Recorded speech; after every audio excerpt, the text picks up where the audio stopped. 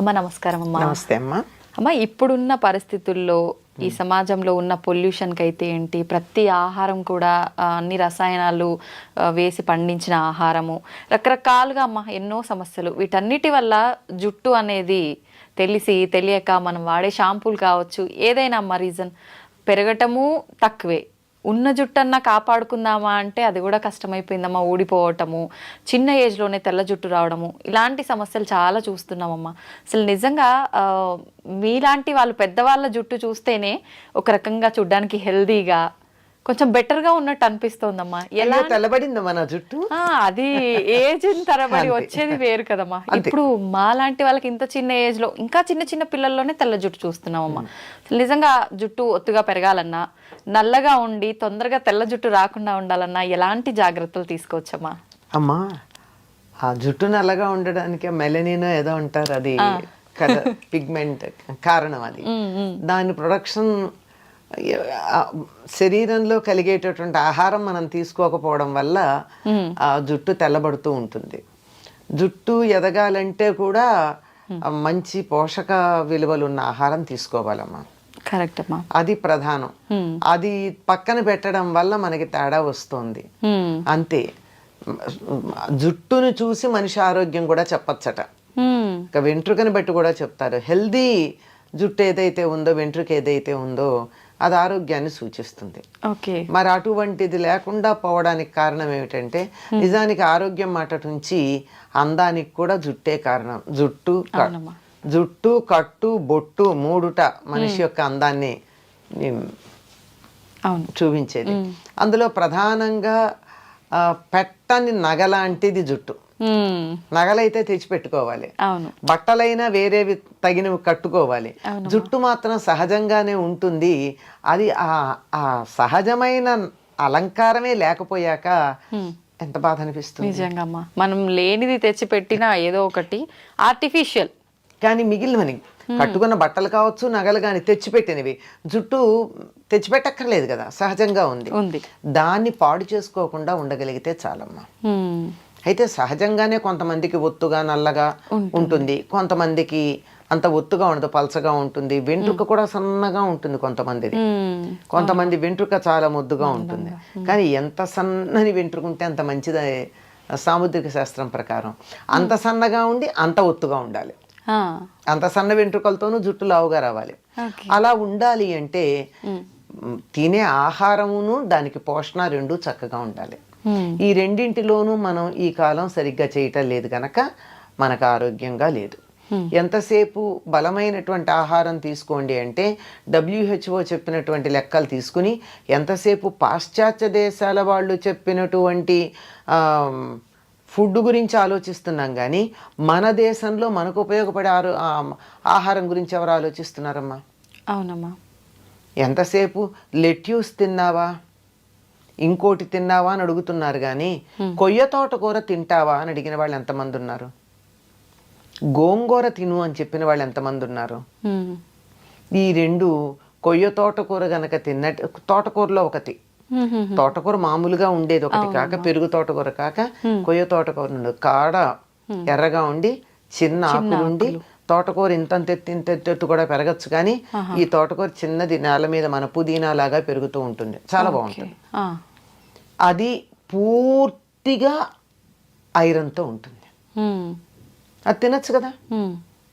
Iron టాబ్లెట్లు వేసుకోవడం మనకు అభ్యంతరం లేదు కానీ అది తినం. పూర్వకాలం మనకి తాజాగా ఇటువంటి ఆకుకూరలు తినేవాళ్ళు. పైగా ఏం తినేవాళ్ళు? అన్నం, పప్పు, నెయ్యి, ఏదో ఒక కూర. ఆకుకూరలు తరచుగా, ఆకుకూర కాకపోయినా మామూలు కూర, ఏదో ఒక కూర, ఇంత మజ్జిగో పెరుగు. దీంట్లో కావాల్సిన పోషకాలు ఉన్నాయి కదా. అన్నంలోనేమో కార్బోహైడ్రేట్ ఉంది, పప్పులోనేమో ప్రోటీన్ ఉంది, కూరల్లోనేమో లవణాలన్నీ ఉన్నాయి, మనకు కావాల్సిన లవణాలన్నీ. తర్వాత కొన్ని వీటిల్లోనే ఆకుకూరల్లో విటమిన్ ఏ, విటమిన్ సి ఇలాంటివన్నీ ఉన్నాయి. నీకు లేనిదేమిటి? పోషకాలతో నిండినటువంటి ఆహారమే కదా. అందులోనూ ఆకుకూరల్లో గనక అయినట్టయితే కాల్షియము, తర్వాత ఐరను, ఇంకా కొన్నిట్లో మెగ్నీషియము, ఇవన్నీ కూడా ఉన్నాయి. ఇవి శరీరానికి కావలసినంత కనుక ఉంటేనే కదా మనకి జుట్టు పెరిగేది.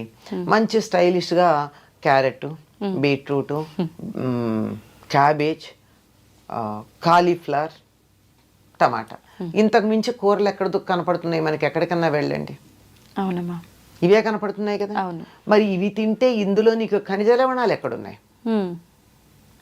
అవి అవి చెడ్డ వంటల్లా. వీటికి పరిమితం అయిపోతే, వీటి దగ్గర మనం ఆగిపోతే మిగిలినటువంటి ఐరన్, కాల్షియం లాంటివి ఎక్కడి నుంచి వస్తాయి?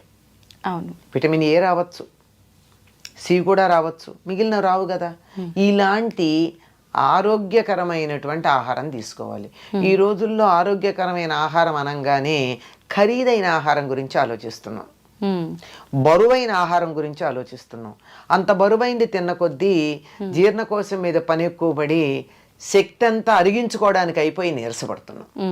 అందువల్ల తేలికగా అరిగేది, పోషక విలువలు కలిగిన ఆహారం మొట్టమొదటిదమ్మా. దీని నుంచి దూరం అయ్యాం మనం. అవునమ్మా. అసలు ఆరోగ్యంగా ఉంటే జుట్టు ఊడదు. ఆరోగ్యం చెడిపోవడానికి సమయానికి ఆహారం తీసుకోకపోవడం, సమయం కూడా ఇంపార్టెంట్. సమయంతో పాటుగా తీసుకునే ఆహారం జంక్ ఫుడ్ ఎక్కువ తీసుకోవడం, ఇది డైజెస్టివ్ సిస్టమ్ మీద ప్రభావం చూపించి అన్ని రకాల ప్రభావం చూపిస్తుంది. ఇవన్నీ లోపలికి తీసుకునేవైతే విటమిన్ ఈ ఉన్న పదార్థాలు కూడా తీసుకోవాలి.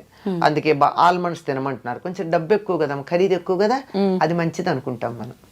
అవునమ్మా, ఖరీదైతే మంచిది అనే అభిప్రాయం ఉంటుంది కదా, అలా సాగుతుంది. సరే, తీసుకుంటే తప్పేం లేదు, తీసుకోవచ్చు. కానీ అందులో ఎంత ఆయిల్ తీసేసిన పిచ్చి ఆల్మండ్స్ వస్తున్నాయో కూడా చూసుకుని తీసుకోండి.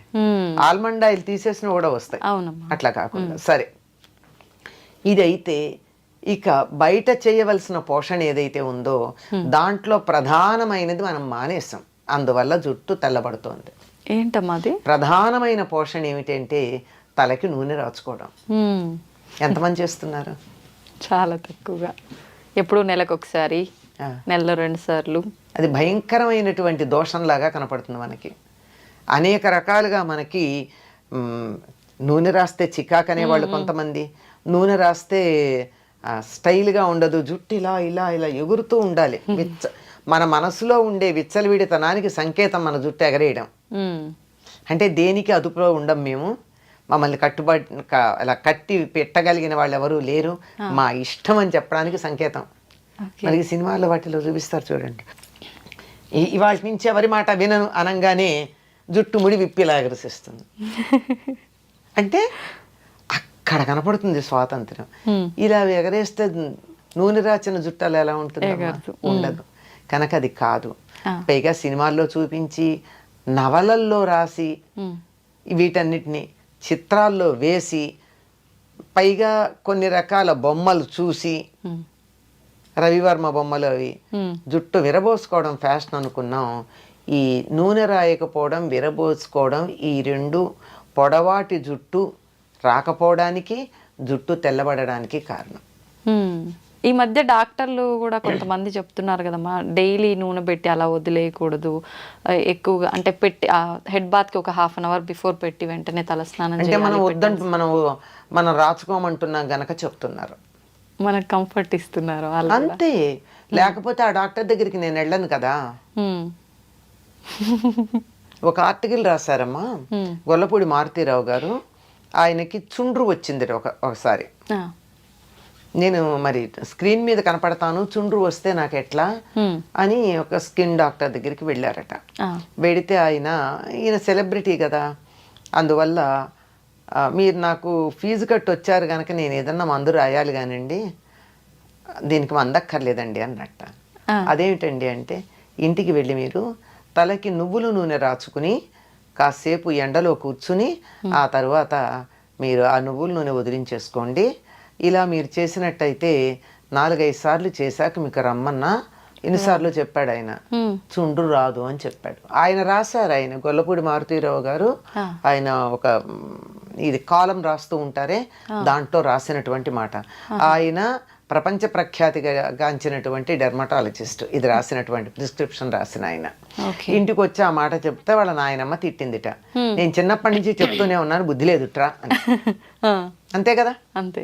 అంచేత వారానికి ఒక్కసారన్నా నువ్వుల నూనె బాగా తలకి పట్టించి కొంచెం సేపు నాని అప్పుడు తలంటి పోసుకోండి. ఆహా.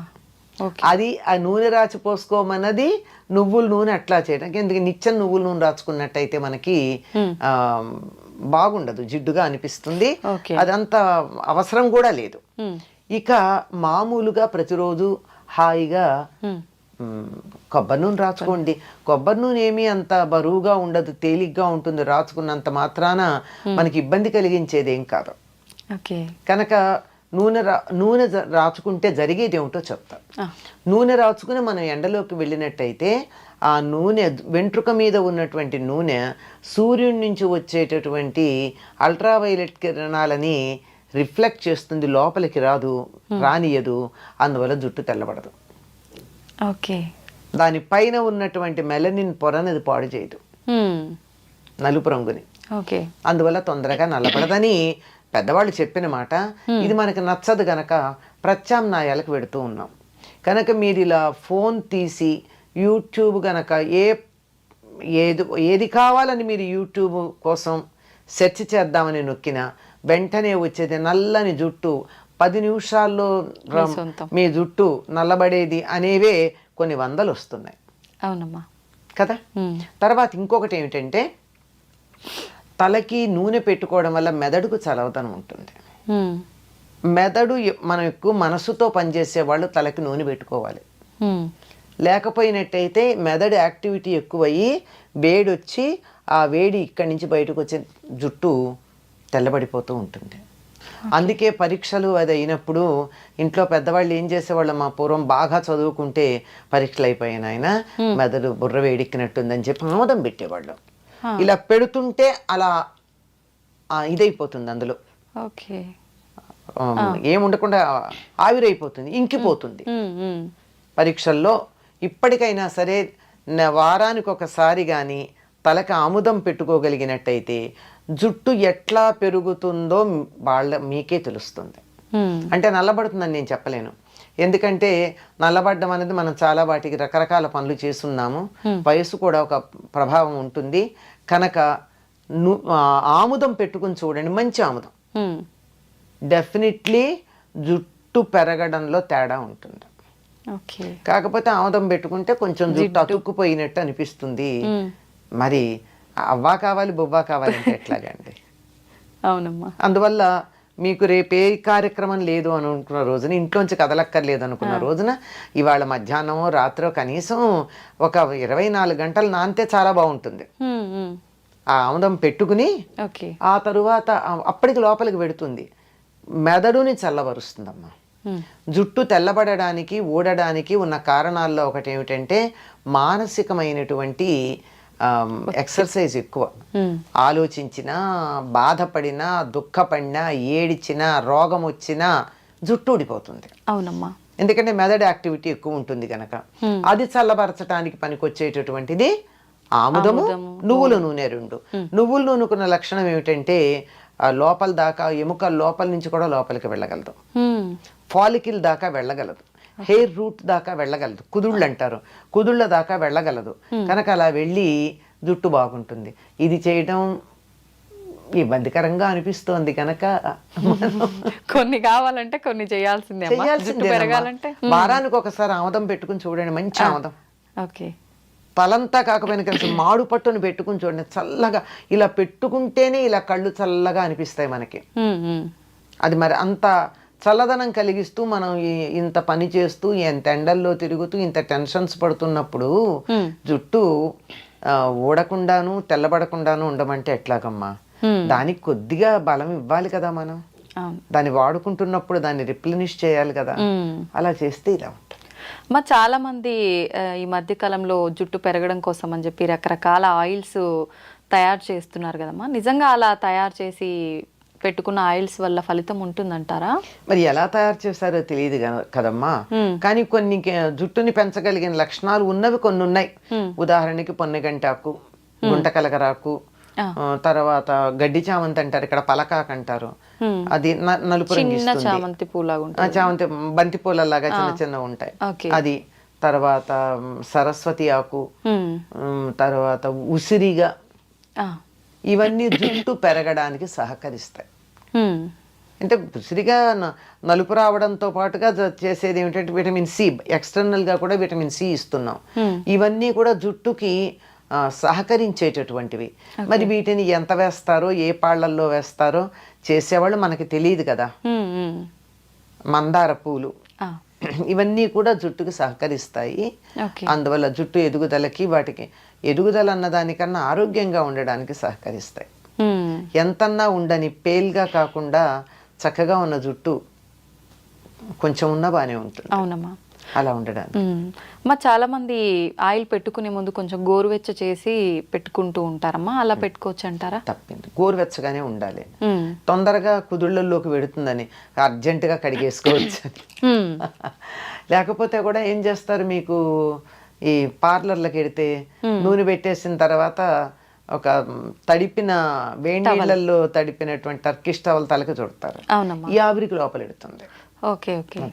మనమంతా చేయలేకపోయినా హాయిగా గోరువెచ్చగా చేసైనా పెట్టుకోవచ్చు, లేదా ఒక టవల్ చుట్టేసుకోవచ్చు. ఎందుకంటే లోపలికి ఇంకడానికి తరచుగా రాసుకునే వాళ్ళకి సమస్య లేదమ్మా. లేదు అమ్మ. ఈ జాగ్రత్తలన్నీ తీసుకున్న తర్వాత మనం నార్మల్గా శీకాకాయ, కుంకుడుకాయలు ఇవి వాడాలంటారు. కానీ ఇవన్నీ వాడటం అంటే ఈ జనరేషన్ వాళ్ళకి హెయిర్ రఫ్గా అనిపిస్తుంది, అంత సిల్కీగా ఉండదు, ఇలాంటి ఇబ్బందులన్నీ ఉంటాయని చెప్తుంటారు కదమ్మా. ఎట్లా జాగ్రత్తలు తీసుకోవాల్సినవన్నీ తీసుకున్నాం. షాంపూ వాడచ్చు అంటారా? పర్వాలేదా? సూట్ అయితే వాడచ్చమ్మా. ఒకసారి టెస్ట్ చేసుకుని చూడండి. హెయిర్ స్మూత్గా ఉండాలి అంటే ఒక మందారాకులు 4 తీసుకుని మెత్తగా గనక చేస్తే అసలు జిగురు వస్తుంది. స్నానం అంతా అయిన తర్వాత, తల రుద్దుకోవడం అయిపోయిన తర్వాత దీనిని ముందైనా సరే ఈ మందారాకులు జిగురు ఉంటుందమ్మా, అసలు షాంపూ లాగా అనిపిస్తుంది. అది కానీ తలకి పెట్టేసుకున్నట్టయితే, పెట్టుకుని స్నానం చేయాలి, అది పెట్టుకుని ఉంచరు. చేస్తే మీరు వద్దన్నా మెత్తగా పట్టుకుచ్చులా ఉండి మీరు ఇలా క్లిప్ పెట్టుకోవడానికి ఇట్లా తీస్తే కూడా జుట్టు జారిపోతుంది. అంత స్మూత్ గా జారిపోయేటట్టు ఉంటుంది. అంటే న్యాచురల్ కండిషనర్. ఇంకా అలోవెరా అంటారు, అదంటారు, ఇదంటారు. కానీ ఇది పల్లెటూళ్ళల్లో అందరూ వాడి సక్సెస్ అయినది. అది నేను చెప్పింది మందారాకు. ఇప్పుడు ఈ కుంకుడుకాయ, శీకాకాయతో తల స్నానం చేయాలనుకునే వాళ్ళు ఆ ప్రాసెస్ ఏ రకంగా ఉంటుందమ్మా? మేమైతే చిన్నప్పుడు కుంకుడుకాయలు కొట్టి అందులో గింజలు తీసి వీటిని మళ్ళీ తొందరగా అవ్వాలంటే వీటిని మళ్ళీ బాగా దంచేవాళ్ళం చిన్న గుండ్రాయితో. లేదంటే కూడా నీళ్లలో వేసి నానబెట్టేస్తే రసం వచ్చేస్తుందమ్మా. ఆ రసంలోనే మేము మందారాకులు వేసేసేవాళ్ళం. కలిపేసి రుద్దేసుకునేవాళ్ళం అంతే. శీకాయ అయితే ఉడకబెట్టాలి, లేకపోతే పొడుము పట్టించుకోవాలి. శీకాయ, కుంకుడుకాయ అయితే కాయలనైనా ఒక్కసారి ఇలా చితగొట్టి నానబెట్టేస్తే అయిపోతుందమ్మా. పొడి చేసి పెట్టిన తర్వాత అది వేడి నీళ్ళతో కలిపి అప్లై చేసుకోవడమేనమ్మా? శీకాయ అయితే వేడి నీళ్ళలో కలపాల్సిందేనమ్మా. ఉడకబెడతారు కూడా కొంతమంది.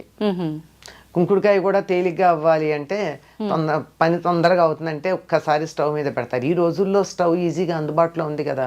పూర్వం అయితే పొయ్యిలు వెలిగించాలి, కష్టంగా ఉండేది కనుక అది కష్టం. కానీ త్వరగా వచ్చేస్తుంది. షాంపూ కన్నా హాయిగా వచ్చేస్తుంది రసం. కాకపోతే చేత్తో ఇట్లా పిసగాలి, రసం తీసుకోవాలి. చిన్నపిల్లలకు పోసేటప్పుడు అయితే మేము టీ స్టెయినర్లో ఆ రసాన్ని వడగట్టి వాళ్ళకి పిప్పి తగలకుండా చేసేవాళ్ళం చిన్నతనం. తలుచుకుంటే చెయ్యొచ్చమ్మా. అవి పాతకాల పద్ధతిలోనే మనస్సులో ఒక అభిప్రాయం ఏర్పడిపోయి వాటి మీద నెగిటివ్ ఫీలింగ్ ఉండడంతో వాటి దగ్గరికి వెళ్ళలేకపోతున్నాం. నిజమే అమ్మా. చెప్తుంటే సింపుల్ గానే అనిపిస్తుంది అమ్మా, కాకపోతే దానికంటూ కొంత సమయం కూడా కేటాయించాల్సి ఉంటుంది ఇదంతా చేయాలంటే. ఎందుకు ఎంత పెద్ద సమయం అమ్మ? ఎప్పుడప్పుడు అన్ని తెచ్చుకునేటప్పుడు కుంకుడుకాయలు తెస్తారు, తలకి నూనె పెట్టుకునేటప్పుడు నానబెడతారు, వాడుకుంటారు. సిజర్స్ పట్టుకెళ్ళి ప్యాకెట్ కట్ చేసుకునే లోపల విసుగుతారు, పోసుకుంటారు. ఏముందానికి? ఇంకా ఫాస్ట్ గా కూడా వదులుతుంది నూనె, చాలా తేలికగా జిడ్డు వదులుతుంది. అలా రోజు తలస్నానం చేసే వాళ్ళు కూడా రోజు పెట్టుకోవచ్చు అమ్మ, పర్వాలేదా? అవసరం లేదు. అవి ఉన్న కాస్త న్యాచురల్ ఆయిల్ కూడా పోతుంది జుట్టుకి. మనకి లోపల నుంచి రూట్లో నుంచి కొంత ఆయిల్ వస్తుంది. అవునమ్మా, అది కూడా పోతుంది రోజు ఈ పని చేస్తే. ఓకే, సంతోషం అమ్మా. నమస్తే.